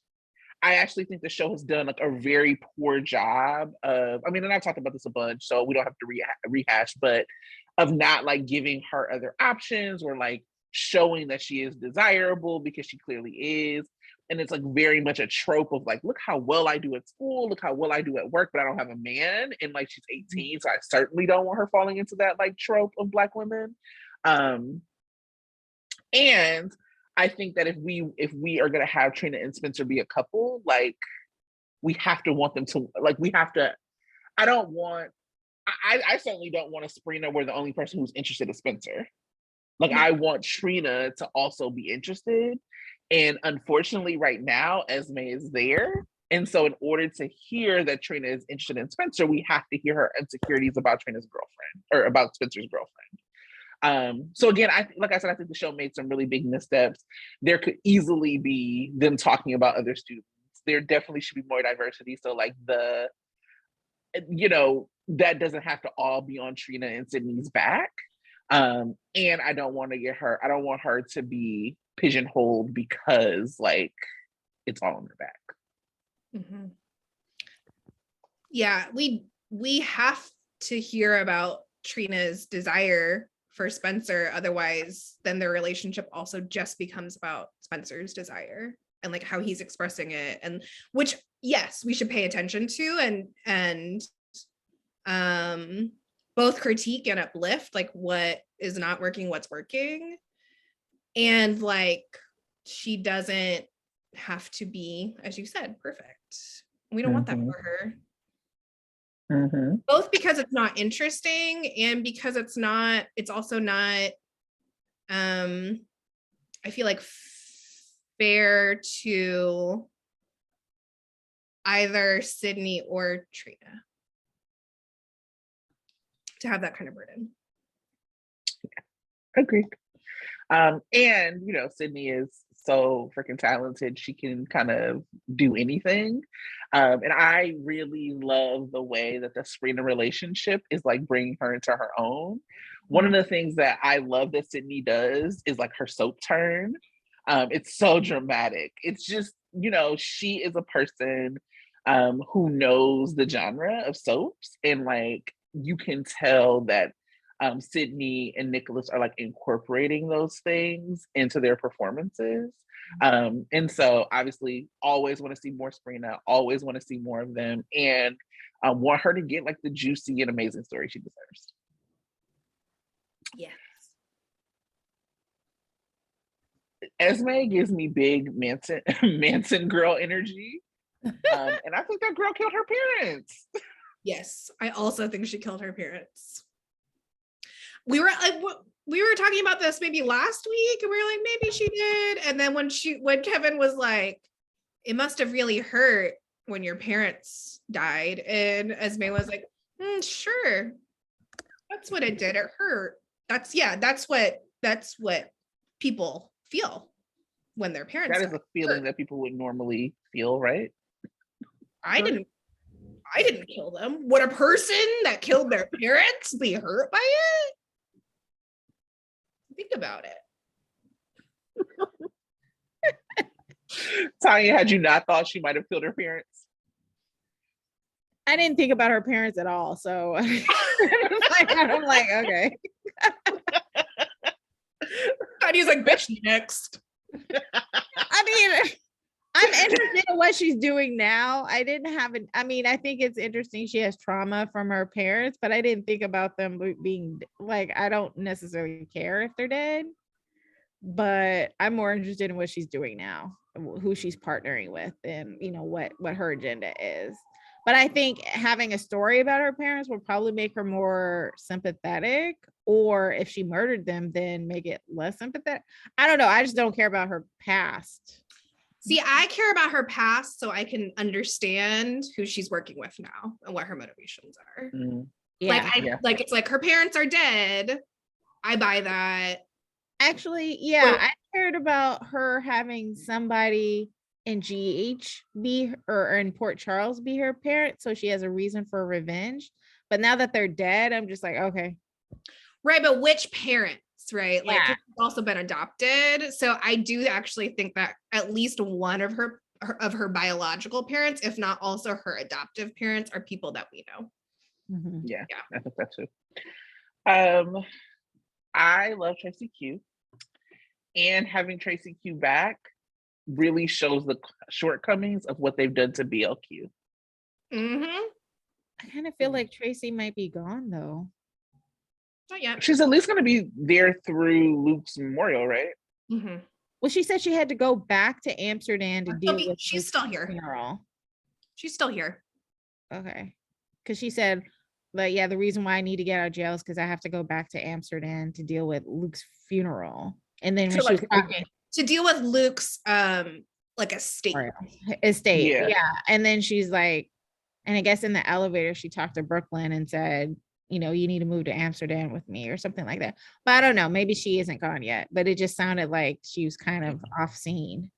She'll be, I'm speaking from a spoiler perspective, she's not gone. Yeah. She's at least there for she's at least there for the memorial. But it is like they're gonna do a memorial at the Haunted Star. Yeah. Oh. Sorry, I think that's maybe into predictions. But they've also talked about it. It is really, it just reminds you like how good and soapy the Quartermains have traditionally been. And then when you see Brooklyn, she is not doing anything good and soapy. She is talking about things like, well, this is what the Quartermains do, and this is how the Quartermains show up, but it's never her doing it. And that I think goes into like them not allowing people to just be ridiculous in the moment. Like that's what we love about Tracey. When Ned was like, "Mother, you cannot divorce your children. We're not like husbands."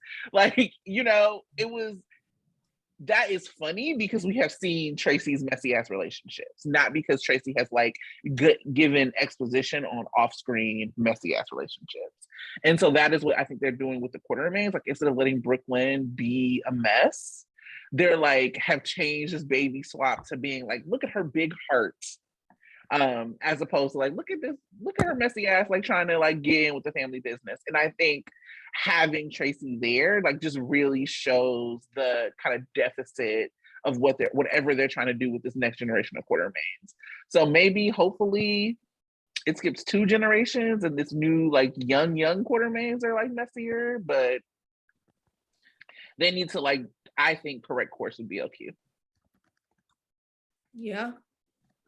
Absolutely. Or source up these young Quartermains to be messier. I don't know, but I don't trust that either.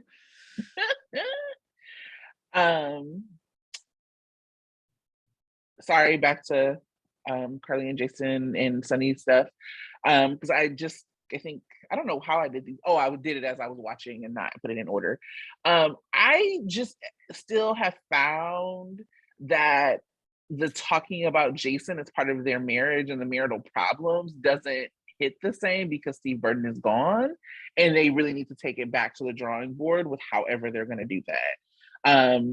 It actually just comes off as kind of like asshole-ish to be like, I couldn't mourn my friend because you were mourning my, like, it just, I think that because people like, there's a lot of backlash against Carly, people are like, yeah, this is right. I just don't understand how anybody can be rooting for Sunny in this scenario. Like, it's in the same way I'm like, Ava, I hear you talking about the destruction of some person, but the like siding with Sunny is too much for me. Yeah, I think they need to figure out what they're gonna do. I know that it's hard. I know that they thought they were gonna have Steve Burton for some of this stuff, but like using some of the same stuff without him present doesn't feel good to me. No. And here's the thing. I'm curious about what is it that Carly's doing to mourn Jason that's different than if they had just been friends? Right. I feel very unclear on that. And I feel very unclear about what the impact of Carly mourning Jason is versus the impact of what Sunny has done with lying about Nina. Yeah, I think it'll be different if like Sunny walked in on Carly like clutching the wedding photo of her and Jason. Right. Then I could be like, yeah, you're right. But it just doesn't, like, to your point, their relationship has always been codependent, and Carly would have always had a hard time with Jason being dead. It's why, like, you know, we should have had the soapiness of, I understand the consent of it all, which is why Sonny and Nina didn't sleep together, but we definitely should have had Carly and Jason sleep together. There was no reason not to. And I think that then that would have made some of Sonny's arguments like hit better for me. And then, like, to like the point of like the stuff that is triggering to me around Nina, I loved the Valentine and Nina scene, because it really, to me, showed Valentine as like a strategist. Because before with Nina, Valentine was like all emotion. So he was just like doing stupid shit, like without really thinking it through, because like he loved Nina so much. And now it was like, okay, let's back up. Do you really want to take on the Corinthos? Do you really want to do this? Do you want to really do all of that? And so, like, to see the strategy piece of it, like, for me, just like completely showed the lack of emotion that was there. And I think that was important for me to see as I go into like his relationship with Anna, because like I love Vanna and I don't want any residual. And it also like shows that Nina can't call him again for some bullshit. Like, this is actually done. And I appreciated the Charlotte shout out. I hate when they make big storylines out of stuff and then it kind of gets dropped. Nina was a monster to Lulu, like, over Charlotte. Charlotte was her child, and so it really does show that Nina is about like all about Sonny or Mike or whatever. And I think that needs to be brought back into focus, because she put James in danger because of Sonny, or because of her relationship with Sonny. She put Liesl in danger because of her relationship with Sonny. She didn't tell Maxie what was happening. Like, it was like all of these things to protect this relationship. And so I think it was really important that Valentine was like, you know, when he was like, he said something about Charlotte and Nina was like, that's so Charlotte. I was like, no, it's not. It was when he said that she wasn't mad about Bailey, that she still loved Bailey, even though that wasn't her sister. Yeah. The Charlotte Cassadine I know that put a snake in Ava's purse would be plotting against Brooklyn right now. Don't take that Charlotte away from me. I also kind of feel like it was a little bit of a setup of bringing the new Charlotte into the scene, because he's like, she's a teenager now, and so it's kind of priming us to accept this older girl coming in, and hopefully, maybe she is gonna start plotting. Maybe she's gonna help Dad get revenge on BLQ. I don't know, but that wasn't the vibe I got from her. No. Yeah. It was very much like, it felt like they were reinforcing, oh, Charlotte's gonna be sweet now.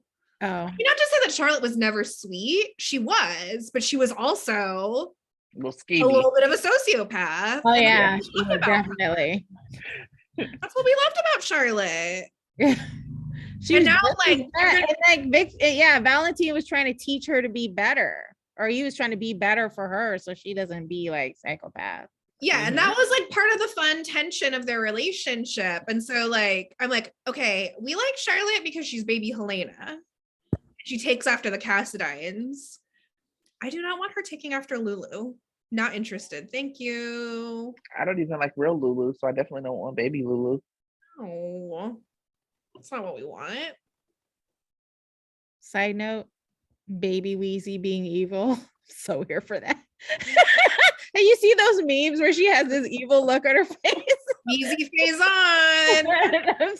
I can't. I'm a fan of baby Wheezy face on. I love it. She just be over all of them. Like, where is my auntie Anna? Get out of here. This bullshit ass. This bullshit plans y'all hatching up, and you got me in the middle. Wheezy like, now how I get in it? You gotta be putting me in stuff. She's gonna start sending messages to Victor.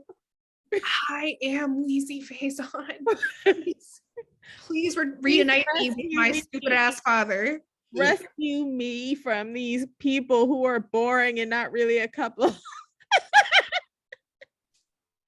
So She ain't my mama. Come get me. she ain't my mama. Also, okay, please don't cancel Are you about me. to talk about Felicia? Yes. Okay. Go for it. Please don't cancel me. I thought Peter got the best of Felicia in that exchange. Oh yeah, he totally did. Peter, fuck him. I wish he was dead, and he made points. Mhm. Not a single lie detected. Not a single lie. Everything from princess to Maxie learned to be a mom by doing what you didn't do. Like, oh, it was rough. How you gonna come in here late talking about I'm trying to help my daughter? Where you been? Felicia, come on now. And I know a lot of people are like, it's the writing, they did Felicia wrong. Absolutely. Behind the scenes, they did Christina Wagner wrong. And the truth is, Felicia did what she did. Right. Felicia did what she did. Felicia was a bad mom. It's just the truth. But she's trying to make up for it, but he did not tell a single lie. Not a single lie told. I'm rooting for you, Felicia, but you lost that one. Sorry, friend. Because I keep thinking about when Maxie went off on her at Georgie's funeral. I'm like, whew. So good. Yeah, and I just don't feel like Felicia is up to the same caliber of not acting, no, Peter and act, no, but of deviousness and mental, like how to parry with someone. She and Peter would probably outmatch her, I think. Ooh, that's a hot take. no, I mean, from how they're, it's just like, from so how it's they're like writing Anna. him. Yeah, it's like Anna versus Peter. Yes, toe to toe. Peter versus Felicia. Anna would definitely win against Peter, but Peter versus Felicia, yeah. But Peter be making some points on Anna too. Yeah. And I love Anna. I mean, I don't ever think that she's not won an exchange with him because Peter has nothing on Anna in that way, but he do be making points. Yeah. It's just he's stuck as a villain. Right. But Felicia just been gone, and he ain't wrong about a lot of the things. Don't see her as a good interrogator to go up against Peter. I'm just like why would Peter open up to you more than anybody else? That's true. Thought that he was, well, again, to say he was not good, but he was better than he is in other scenes. I also actually felt a lot of the times with Felicia, it's like if you don't have on hand the receipts from the 80s about what she got up to, it's kind of, she has Christina Wagner has that kind of sweet, light voice. I actually appreciated her being like, well, you know what, bitch, I know about Faison and I know about this person. And it actually helped just remind me that Felicia's done some shit. Felicia's seen some shit.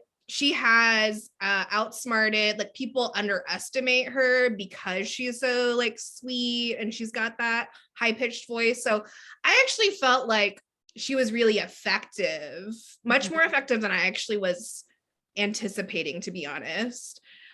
But he just made such good point. Those are all the points that I would hit at Felicia if she was coming for me. I'd be like, well, it's funny you should say that because you're a bad mom. And to your point, now they do know, which is making Maxie nervous, that he does not have Weezy. Right. Yep. And they didn't know that before. They were kind of thought maybe he didn't, but now it's crystal clear that he doesn't. So to your point, she did get at least that out of the exchange, if that was the point of it. We shall see who will win round 2. I mean, he can't bring the same points up, so that's he's out of points. But because she's just like, I know I'm a bad mom. Okay, come up with something else. Right. It's not that I ever care about him. I'm not even gonna bring this up anyway.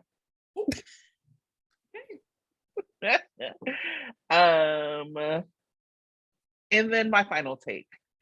We talked about this a little bit, but Nicholas and Spencer.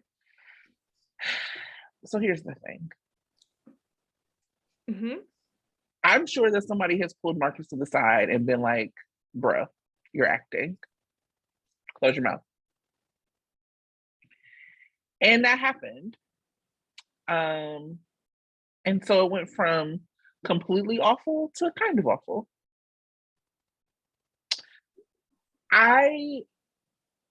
It's hard with him because the moment just like required something different. Mm-hmm. And so he was like clearly thinking about it and not in a time where he's with like Nicholas Chavez and Jeannie Francis, who are just like so naturally with each other and in the moment. It was like for me, I could like see the wheels turning. Okay, now you're gonna be sad. Now you're gonna be mad. Now you're gonna feel whatever. And so even that misplaced like Visine tear was like, that would have been more appropriate towards like the end. What are you reacting to right now that like requires this tear? It just makes me miss Tyler more, to be honest.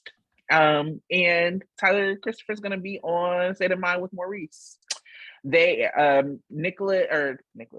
Marcus and Tyler had like a exchange on Instagram that was like very nice to each other, where Tyler said complimentary things about Marcus. Marcus was like, I watched videos of you.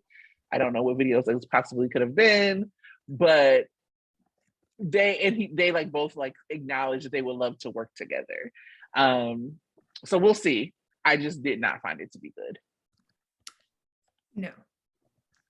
It was an improvement because I've said this has been my take before on like, who do I think is worse, Marcus or Wes Ramsey? I've actually said that I thought Marcus was worse because at least Wes Ramsey is like making choices. They're not the right choices most of the time, but he makes them. And whereas I felt Marcus like didn't make choices, he just kind of like doesn't react to things. Yeah, he just like, yeah, does the mouth open thing or just kind of seems vacant. And this time he did make choices. And you've already broken down why they weren't quite the right ones. And the crying felt like it came out of nowhere. Anyway, I don't want to dissect something that just there actually wasn't that much to dissect, but well, I was trying to be nice. See, this is what happens every time I try to be like diplomatic. I just end up being unconsciously meaner. So I'm gonna stop now.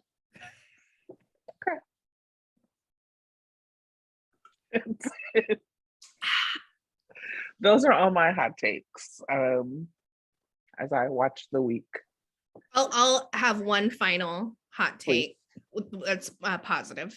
I wish they would give TJ a storyline. Yeah. Taj Bello is such a natural. And he's so adorable. So cute. He has great chemistry with everyone that he works with. I want him to have more than just this like family storyline. Like I really want him to have his own storyline. So agreed. Shout out to Taj. You're great. I guess you ready to give us some predictions? I guess. I'll be honest, I didn't spend a lot of time on predictions this week because I'm like, ever since they dropped the spoilers for not this coming week, but the week after, which is when the kids go to the cabin, I've just been obsessed with that. I'm not quite ready to talk about that publicly yet, but I can talk a little bit about what to expect this week. Baby swap tension will continue to build. I will probably see Chase and Brooklyn move in together this week. And also just the plan to continue to fall apart. I hope it will be completely off the rails by the end of the week, but I don't think that's the case. But hopefully we'll be closer for everything to fall apart.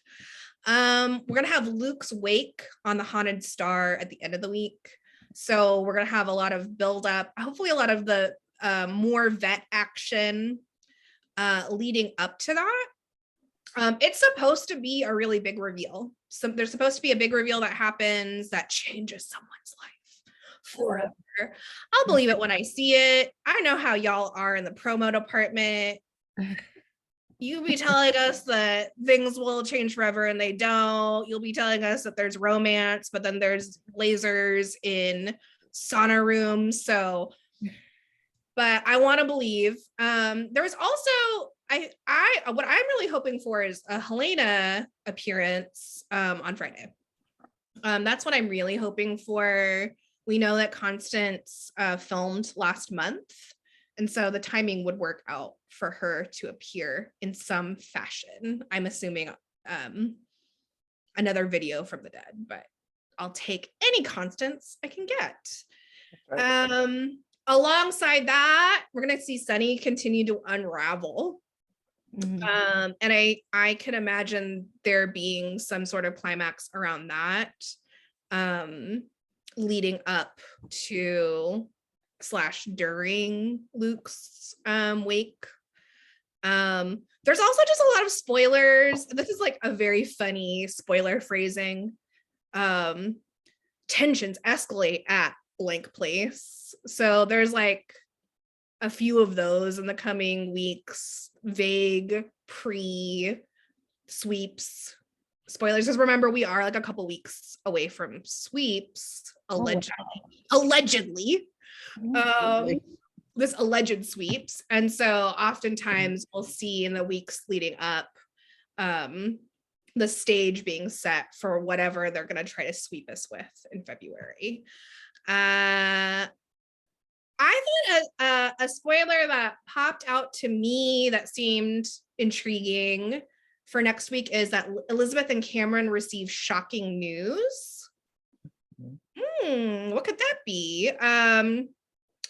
I think I've kind of gone everywhere from like they figure out that Jake was really the one to hide Elizabeth's ring. Like, right, Jake has been the child that if it is actually one of Elizabeth's boys hiding the rings, which I don't think it is, but if it were, it would be Jake, right?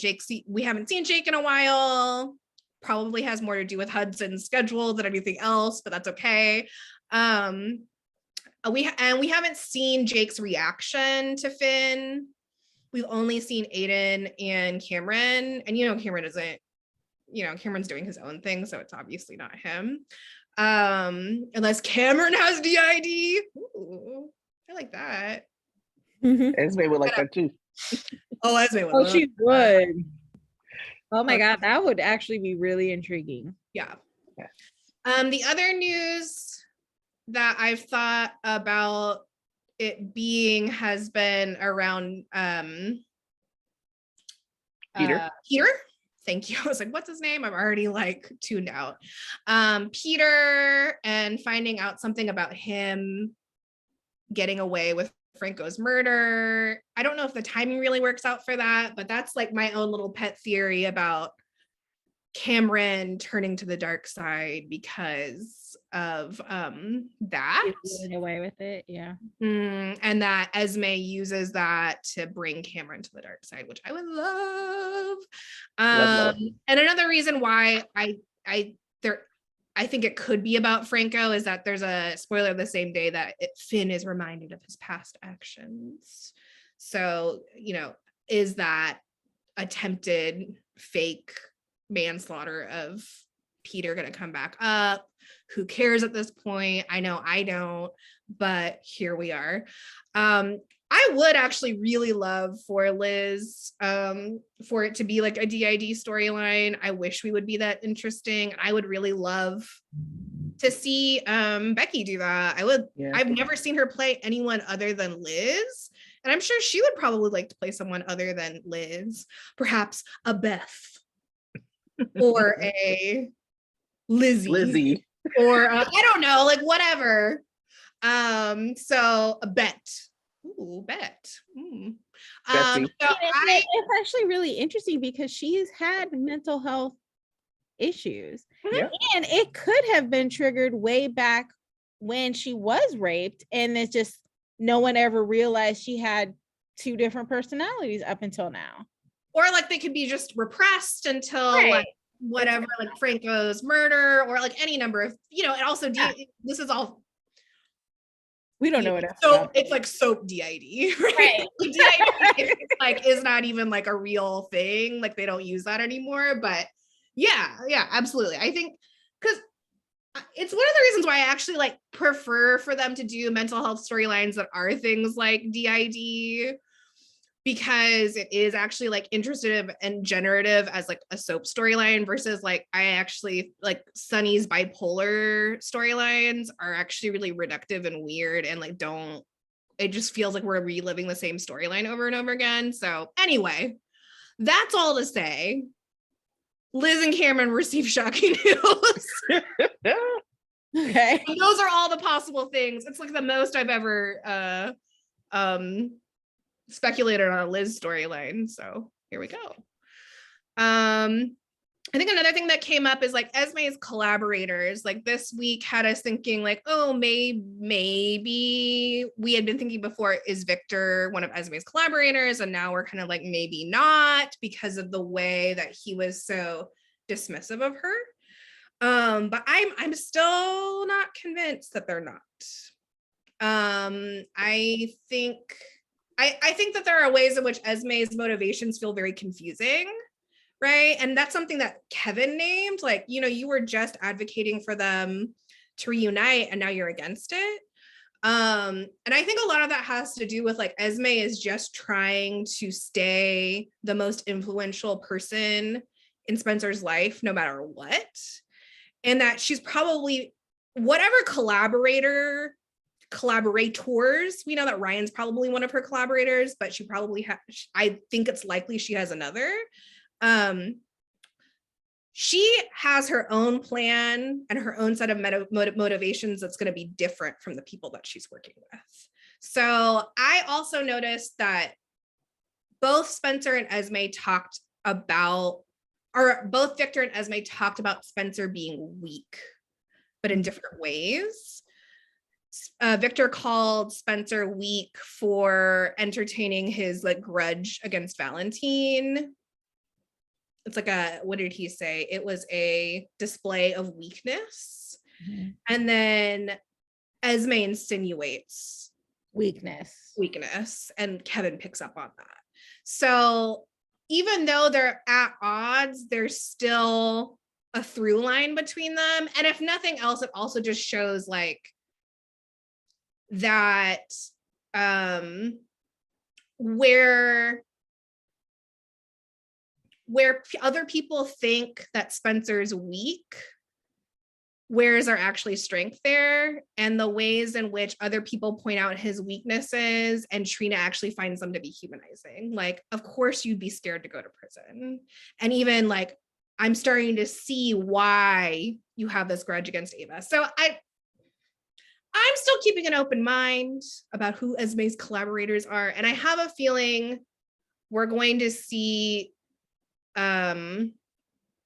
more of her real plan revealed as we get closer to Spencer going to Spring Ridge, and as he's actually in there. So, and finally, we got Vanna spoilers this week. So finally. I'm excited about that, and I better see some kissing. Damn it. And more. I want this romance.